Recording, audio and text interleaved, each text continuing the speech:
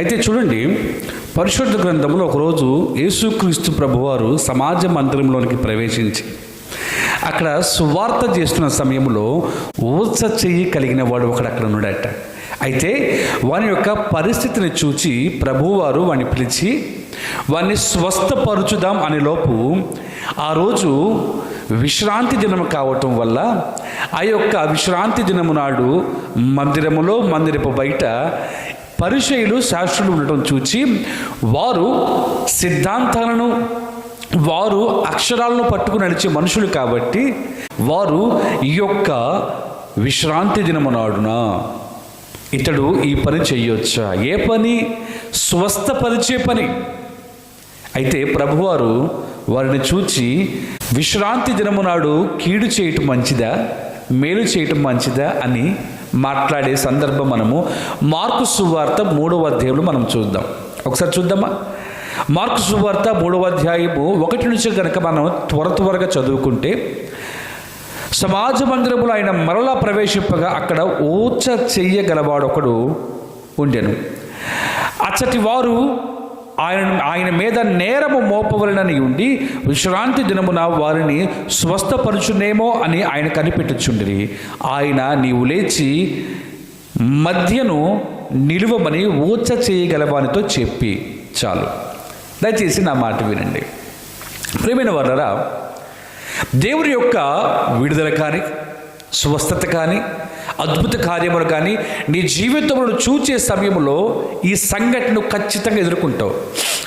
ఈ సంఘటనని నువ్వు గనక పరిశీలించి నీ జీవితమునకు సరిపోయే విధంగా నీవు ఆలోచించుకొని నీవు ఈ యొక్క వాక్యము చేత అంట కట్టబడగలిగితే నువ్వు ఖచ్చితంగా నీ విశ్వాస పోరాటంలో పడిపోవు.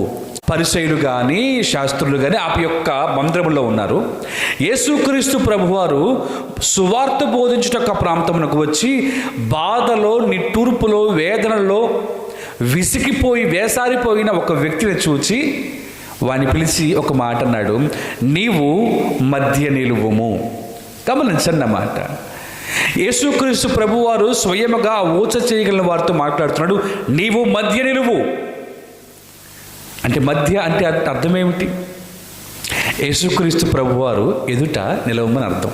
అయితే గమనించండి, ఈ ఊచ చెయ్యగలవాని యొక్క ఎదురేమో ప్రభువు ఉన్నారు. స్వస్థత, విడుదల, క్షేమము, రక్షణ కలిగించే ఒక సమర్థుడు అక్కడ ఉన్నాడు. వెనక శాస్త్రులు ఉన్నారు. వారు ఆలోచించేది ఏమిటి? ఈరోజు విశ్రాంతి దినము కనుక స్వస్థపరిచితే యేసుక్రీస్తు ప్రభు వారిని నిలదీసి అడుగుదాం.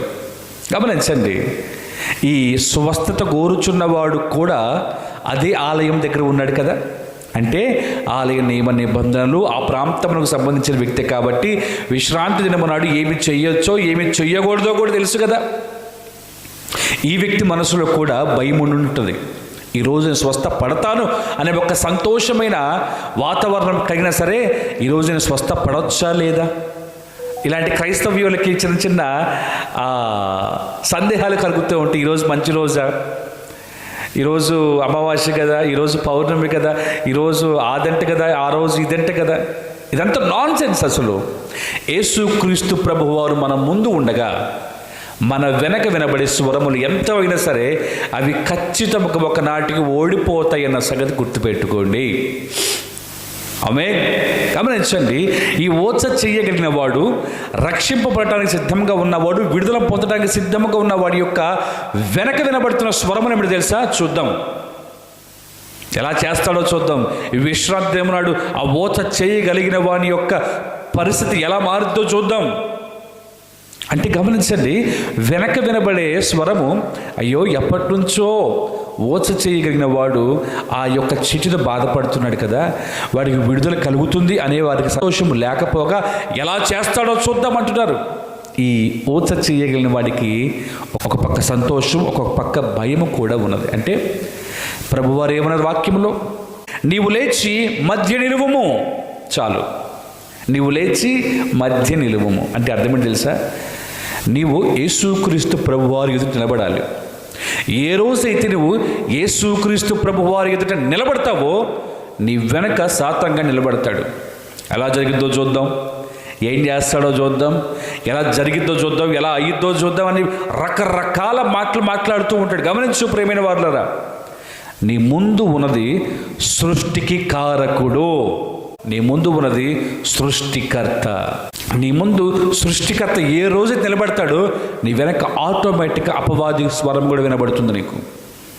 సేమ్ ఇలాగనే ఓచ చేయగలిగిన వాడు మధ్య నిలబడి ఉన్నాడు, ఈ ప్రశ్నిద్దామన్న వాడు వెనక నిలబడి ఉన్నాడు, స్వస్థపరుద్దామన్నాడు ముందు నిలబడి ఉన్నాడు.